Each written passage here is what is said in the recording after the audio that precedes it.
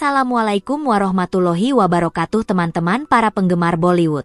Semoga teman-teman semuanya selalu sehat dan dimudahkan rezekinya. Kali ini kita akan mengulas alur film India yang berjudul Tudarum tahun 2025. Film ini dibintangi oleh Om Mohanlal yang merupakan raja aksi di sinema Kerala. Dan tanpa banyak basa-basi, mari kita putar intronya.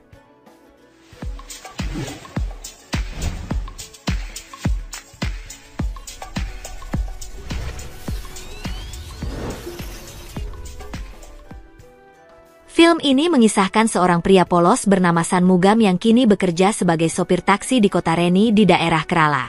Ia lebih dikenal dengan panggilan Benza. Sebelum menjadi sopir, Benza pernah berkarir sebagai pemeran pengganti dalam berbagai film berbahasa Malayalam dan Tamil. Pengalaman panjang di dunia perfilman itu sering ia ceritakan kepada penumpang taksinya, meskipun sebagian besar dari mereka tampak tidak tertarik. Di tengah kesibukannya bekerja, Benza tetap memprioritaskan keluarganya. Ia rutin menjemput putranya yang bernama Papi dari asrama kampus. Sosok Benza yang lugu, humoris dan menggemaskan sangat kontras dengan istrinya bernama Lalita yang sangat temperamental. Pada suatu hari, Lalita bahkan mengurung putri mereka yang bernama Papitra di kamar mandi, karena ia ketahuan menonton hal-hal aneh di internet. Meski terlihat galak, Lalita sebenarnya berhati lembut dan Benza tentu mengetahui cara untuk meluluhkan hatinya. Ia mengajaknya makan di luar dan membuat Lalita tersenyum senang. Namun Benza yang usil, alih-alih ke restoran, ia justru menggelar makan bersama di depan pintu rumahnya. Meski penuh pertengkaran kecil, keluarga Benza hidup dalam kehangatan dan kasih sayang.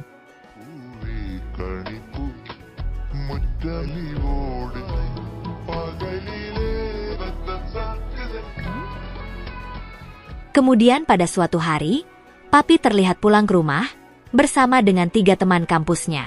Mereka disambut hangat oleh Benza, dan Lalita telah memasak banyak makanan untuk jamuan makan siang mereka.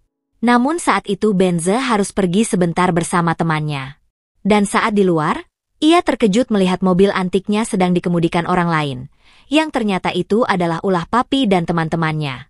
Benza tentu marah besar dan langsung mengejar mereka dengan sepeda motor, karena mobil antik kesayangannya tidak pernah disentuh orang lain sebelumnya.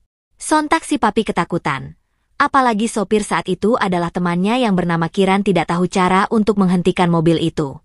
Kepanikan mereka memuncak ketika Benza semakin dekat, hingga akhirnya Kiran menabrak pembatas jalan. Mobil pun berhasil berhenti, tetapi bumpernya malah rusak. Di hadapan teman-temannya, Benza pun langsung menampar Papi karena kesal dan kecewa. Benza lalu membawa mobil itu ke bengkel milik sahabat lamanya yang bernama Kutichan. Seorang pekerja bengkel bernama Manian ditugaskan memperbaiki kerusakan, termasuk mengganti bumper dan lampunya. Saat itu Benza menyesal telah kehilangan kendali dan telah menyakiti Papi. Ia pun mencoba menghubungi putranya itu untuk meminta maaf. Namun Papi yang sudah kembali ke asrama malah enggan untuk mengangkat telepon dan tidak membalas pesan suara Benza, karena ia masih kesal dan telah dipermalukan. Tak lama setelah itu, Benza mendapat kabar duka dari temannya, yang mengabarkan bahwa Palani meninggal dunia. Palani ternyata adalah sosok penting yang dulu mengenalkannya pada dunia perfilman. Bersama sahabatnya yang bernama Saji, Benza pun langsung pergi ke Chennai untuk menghadiri pemakamannya. Sementara mobilnya ia tinggalkan di bengkel karena belum selesai diperbaiki. Sekembalinya dari Chennai, Kutichan tiba-tiba mengajak Benza ke kantor polisi. Di sana mereka mendapat kabar mengejutkan bahwa mobil antik Benza telah disita polisi. Ternyata si Manian telah diam-diam menggunakan mobil itu untuk menyelundupkan barang haram. Meski Benza dan temannya memohon agar mobil itu dikembalikan, Subinspektur Benny tetap menolak. Bahkan setelah Benza menawarkan untuk membayar denda. Pak Inspektur masih marah karena sebelumnya sempat dipukul oleh Manian yang kemudian kabur melarikan diri entah kemana. Benza merasa kecewa dan marah kepada Kutichan yang dianggapnya telah lalai menjaga mobilnya.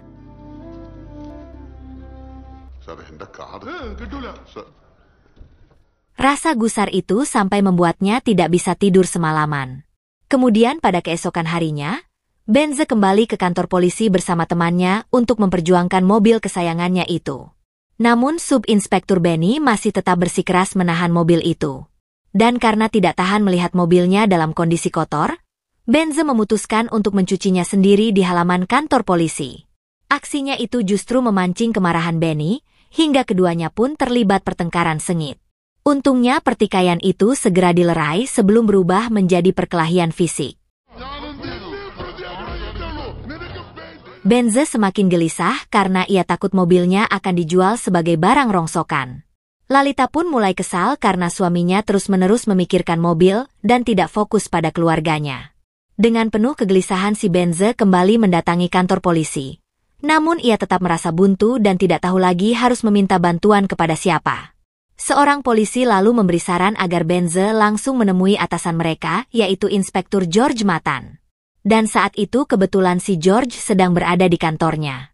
Benze pun memberanikan diri untuk masuk ke ruangannya dan menjelaskan masalahnya. Beruntungnya Pak Inspektur George adalah sosok yang ramah dan bijaksana. Ia tidak ingin masalah sepele seperti itu berlarut-larut. Ia pun langsung memerintahkan Benny untuk mengembalikan mobil Benze. Meskipun si Benny masih kesal karena kejadian di pagi hari, ia terpaksa menuruti perintah karena ia tidak bisa menolak keputusan atasannya itu. Benze pun akhirnya tersenyum lega. George kemudian menyerahkan kunci mobil kepada Benze, dan ia pun langsung mengabarkan kabar baik itu kepada Lalita yang sedari tadi terus-menerus menghubunginya lewat telepon. Setelah itu, George tiba-tiba meminta bantuan kepada Benze untuk mengantarnya ke sebuah acara pernikahan dari salah satu anggota keluarga polisi. Tentu saja Benze tidak bisa menolak. Bagaimanapun George telah membantunya. Saat itu George juga mengajak Benny untuk ikut serta. Di sepanjang perjalanan si Benny hanya terdiam karena mungkin ia masih kesal dengan kejadian sebelumnya. Setibanya di lokasi pernikahan, George meminta Benze untuk menunggu hingga acara selesai. Benny bahkan mengambil kunci mobil agar Benze tidak pergi lebih dulu. Dan setelah acara selesai, George kembali meminta tumpangan untuk diantar keluar kota, menuju rumah sepupu Sudes yang juga merupakan anggota polisi. Benze sempat menolak karena lokasinya cukup jauh, namun George mengatakan ada urusan penting. Dengan berat hati si Benze pun setuju dan Sudes juga ikut bergabung dalam perjalanan. Saat itu Benze dan George berbincang cukup lama. George bercerita bahwa ia adalah duda dengan satu anak dan akan segera pensiun. Sementara Benze kembali mengisahkan masa lalunya sebagai pemeran pengganti di dunia film yang dulu dimentori oleh Palani. Ia pernah bermain di banyak film aksi Tamil. Namun karirnya harus berakhir setelah insiden tragis karena rekannya yang bernama Anbu meninggal saat syuting. Akibat kecelakaan itu, tim Palani tidak lagi dipercaya sebagai koreografer laga dan Benze pun kehilangan pekerjaannya. Beruntungnya Pak Palani menghadiahkannya mobil agar bisa menjadi modal untuk mencari nafkah. Karena itulah mobil ini sangat berarti bagi saya, ucap Benze dengan penuh makna. Obrolan mereka berlangsung hangat hingga akhirnya mereka sampai di daerah perbukitan. Di situ George meminta Benze belok ke kiri, masuk ke jalur tanah berbatu yang tampak asing dan cukup terjal. Lama-kelamaan Benze pun mulai kehilangan kesabaran terhadap George. Ia merasa keberatan karena mobil kesayangannya dipaksa untuk menempuh jalur ekstrim yang tidak layak. Sementara si Benny terus saja memprovokasinya dan menciptakan ketegangan.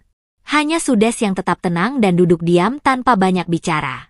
Akhirnya si Benze menghentikan mobil dan Benny langsung naik pitam. Tetapi si George justru memberikan senyum misterius. Saat itulah George mulai membuka cerita tentang masalah serius yang berkaitan dengan pernikahan adik perempuan Sudes yang bernama Jaisri, dengan seorang pria bernama Farun. Ternyata mantan pacar Jaisri tiba-tiba datang dan mencoba menggagalkan pernikahan tersebut. Pihak keluarga berusaha menyelesaikannya secara damai di sebuah gudang. Namun si mantan malah membawa video rekaman yang sensitif dan mengancam akan menyebarkannya di media sosial. Hal itu pun memicu kemarahan ayah Sudes yang kemudian menyerang pemuda itu. George, Benny dan Sudes kemudian ikut turun tangan untuk membantu. Namun dalam kejadian itu si pemuda tersebut malah meninggal. Benze pun sontak tercengang mendengar pengakuan George. Terlebih lagi saat mengetahui bahwa jasad pemuda itu telah disimpan di bagasi mobilnya. George meminta Benze untuk diam dan berpura-pura tidak tahu. Merasa marah dan jijik, Benze hampir saja menghajar George tetapi George langsung menunjukkan wajah aslinya, yang ternyata dia adalah pria dingin dan tanpa belas kasihan. George memperingatkan bahwa jika Benze menjadi ancaman, maka ia tidak akan ragu untuk membunuhnya juga.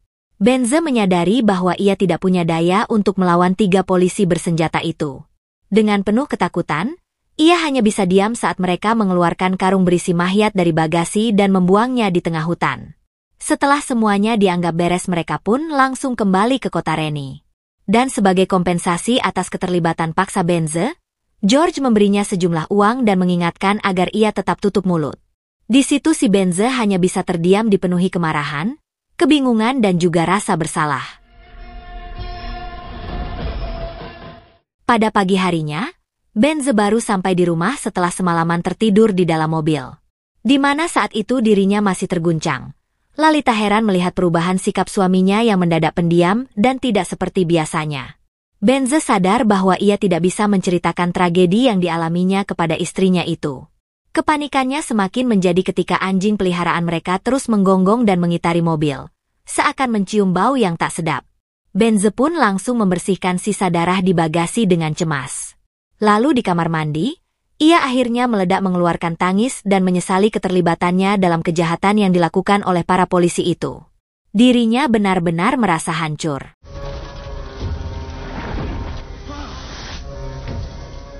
Namun ternyata masalah belum selesai. Benze mendapat panggilan dari kantor polisi, dan ia pun datang lagi ke kantor polisi itu. George mengingatkannya untuk tetap diam dan tidak macam-macam. Jika kasus pembunuhan itu terbongkar, bukan hanya Benze, tetapi juga keluarganya akan menjadi target.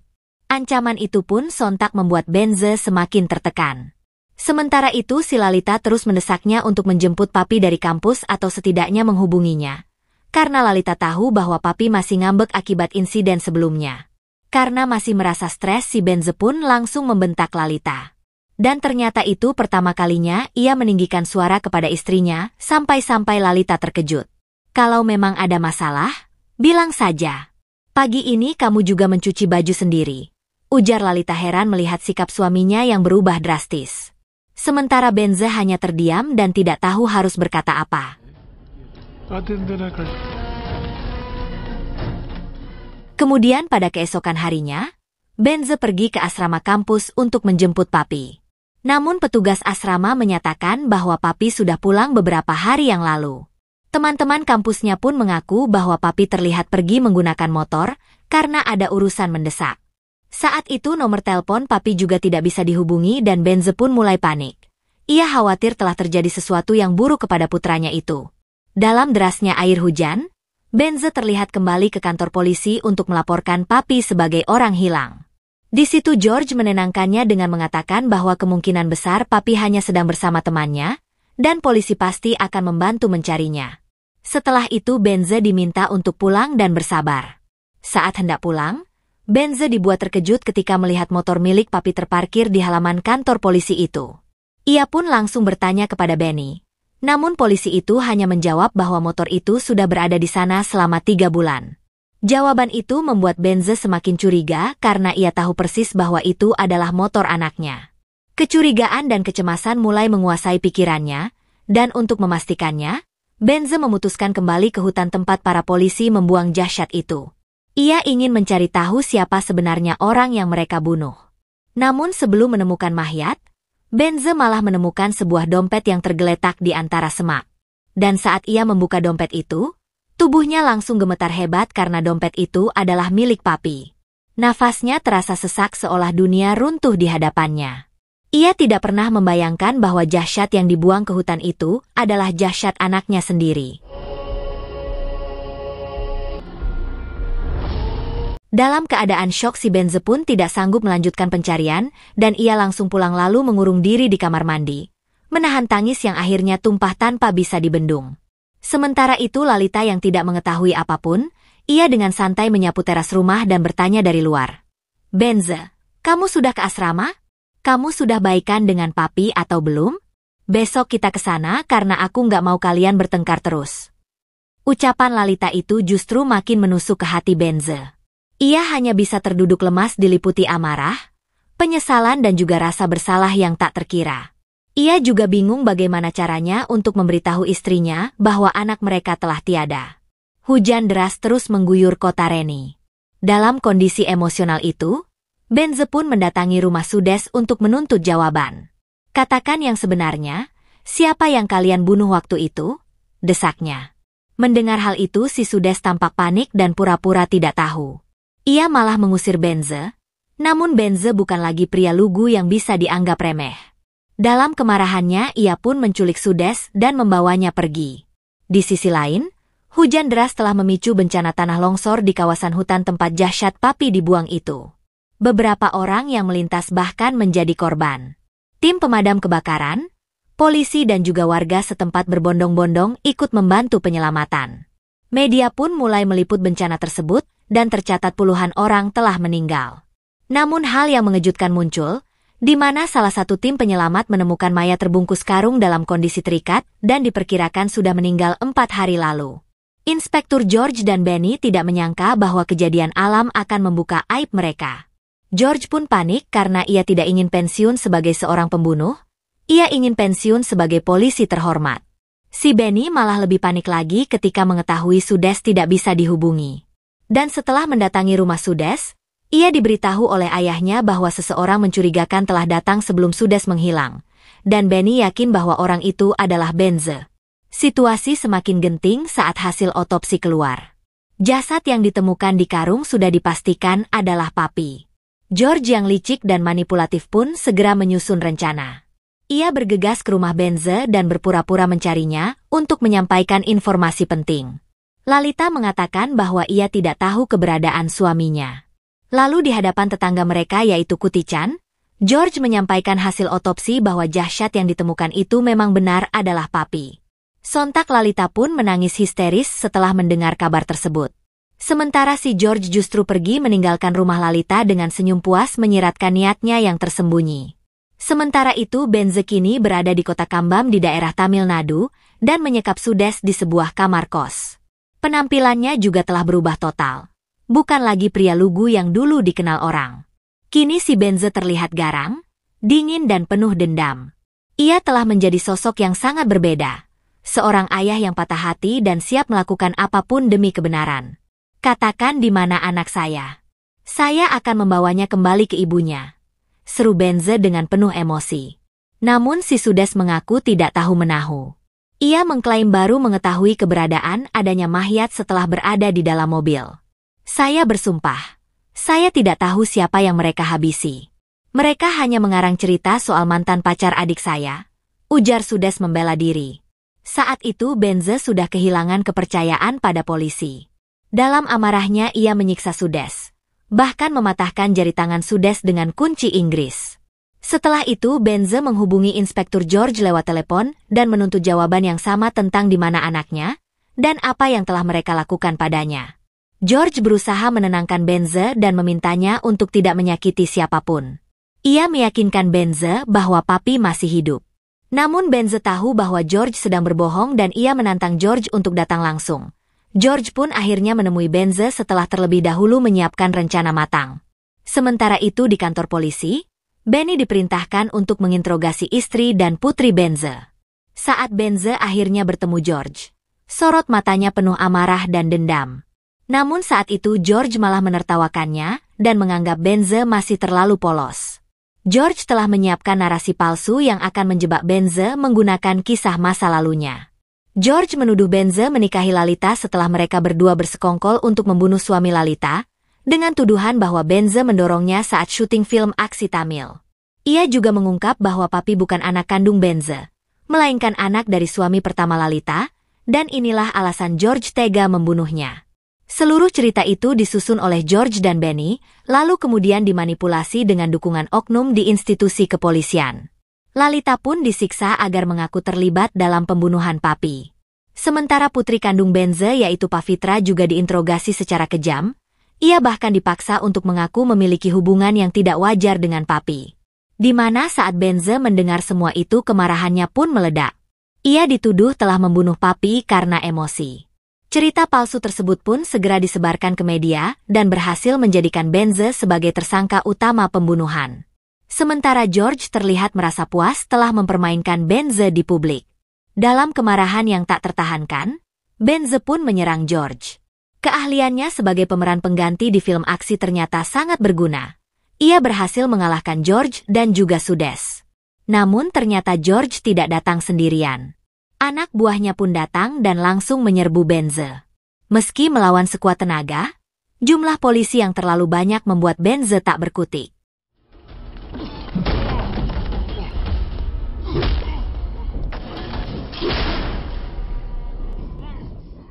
Ia akhirnya ditangkap dan dibawa ke kantor polisi sebagai tersangka utama.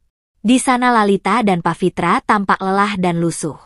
Kasus pembunuhan Papi pun akhirnya dibawa ke pengadilan. Saat itu Pak Hakim memutuskan bahwa Benze akan ditahan selama 5 hari untuk penyelidikan lanjutan. George tampak menang telak karena ia sudah terbiasa memanipulasi kasus. Dalam kondisi tak berdaya si Benze dihina dan direndahkan. Namun George yang tak ingin resiko lebih, ia tidak mau Benze bicara di pengadilan. Karena itu ia pun merancang pembunuhan.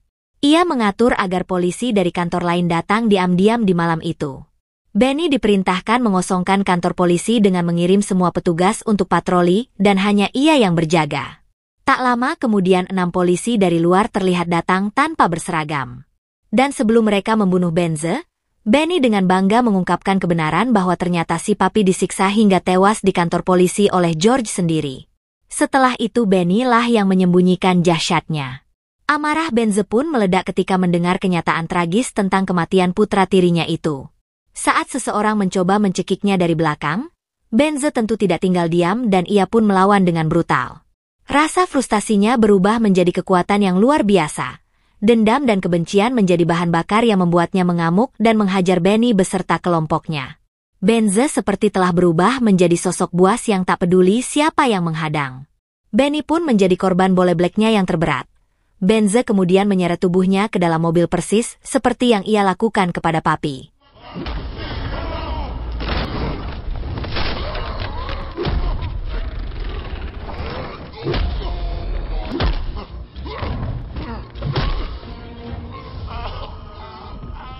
Kabar kegagalan misi pembunuhan itu membuat George terkejut.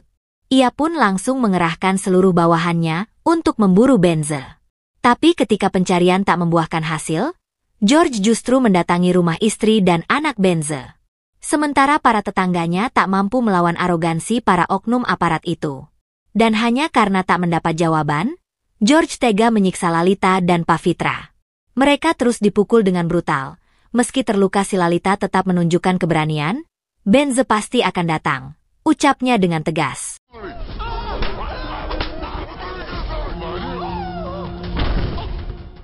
Dan perkataan Lalita pun terbukti, George menerima telepon dari Benze menggunakan ponsel milik Benny. Aku tak pernah ingin terlibat dengan polisi, tapi kalianlah yang menyeretku. Sekarang, ayo kita mulai permainan ini, kata Benze.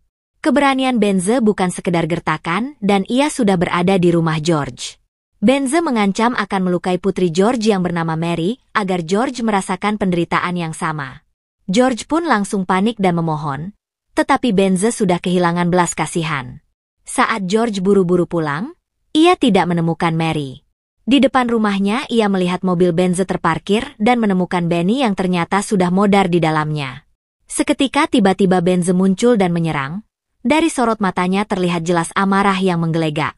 George kembali memohon agar putrinya tidak disakiti. Namun Benze menyebut bahwa Mary telah ia bunuh. Dan akhirnya pertarungan brutal pun terjadi. Benze yang dipenuhi kemarahan terlihat menghajar George habis-habisan sampai mengakhiri hidupnya. Bagi Benze, itulah hukuman yang pantas atas pembunuhannya terhadap Papi. Dan ternyata si Mary masih hidup dan melihat sendiri bagaimana ayahnya dihabisi. Ia hanya bisa menangis menyaksikan semua itu. Saat itu tersingkaplah kenyataan. Mary ternyata merupakan kekasih Papi dan mereka telah lama menjalin hubungan, namun George malah tidak merestuinya.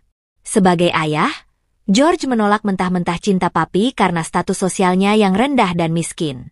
Ia merasa kehormatan keluarganya telah tercemar. Karena itu George memerintahkan Benny untuk membawa Papi ke kantor polisi. Di sanalah Papi dihajar hingga meninggal setelah sempat melawan. Kebetulan di malam itu si Benze datang ke kantor polisi untuk meminta bantuan soal mobilnya yang disita. Saat itulah tubuh Papi disembunyikan oleh Benny ke dalam karung dan dimasukkan ke bagasi mobil Benze. Dan sekarang jenazah Papi diantar ke rumah duka oleh pihak kepolisian untuk dimakamkan. Lalita pun menangis meraung. Sementara Mary juga tak kuasa menahan air matanya. Dalam kesedihan itu mereka saling berpelukan dan saling menguatkan. Benze sendiri tidak sempat melihat wajah terakhir Papi. Ia duduk merenung dan mengenang perjalanan hidupnya yang penuh liku. Sementara itu mayat George dan Benny masih berada dalam mobil yang kemudian ia tinggalkan di tepi sungai. Dan akhirnya si Benze memutuskan untuk menyerahkan diri dan menghadapi persidangan. Sementara Lalita, Pavitra dan Mary hanya bisa pasrah melihat nasib Benze yang seperti itu. Kemudian di hadapan media si Benze menyampaikan pernyataan terakhirnya. Saya tidak membunuh anak saya. Saya hanya membunuh para pembunuhnya. Sebuah film yang memiliki akhir yang tragis dan tidak membahagiakan. Namun Pak Sutradara memberi isyarat bahwa kisah ini belum selesai dan mungkin akan berlanjut ke film yang kedua. Oke teman-teman, akhirnya Mimin izin pamit dan sampai jumpa lagi di video selanjutnya. Sekian. Assalamualaikum warahmatullahi wabarakatuh.